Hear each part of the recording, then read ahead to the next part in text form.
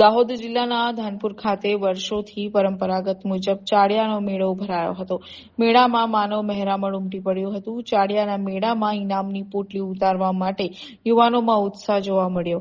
ઇનામની પોટલી ઉતારવા જતા યુવાનો ઉપર મહિલાઓ દ્વારા સોટીઓનો થતો વરસાદ, હજારો રૂપિયાના ઇનામની પોટલી ઉતારતા યુવાનો જોવા મળ્યા હતા। ચાડિયાના મેળામાં મનોરંજનના અવનવા સાધનોમાં મોજ માણતા લોકો જોવા મળી રહ્યા હતા।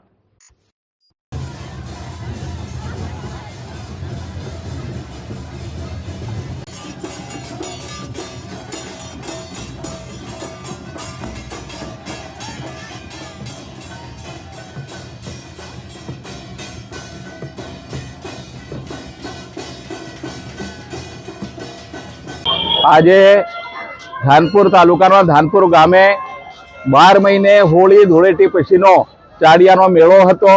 એમાં સવારથી એનો શુભારંભ કર્યો હતો અને એ ગામની બહેનો પણ ચાડિયા તરીકે ઉપર ચડે છે ઇનામ લેવા માટે। એનો પણ સ્વાગત બહેનો કરતી હોય છે।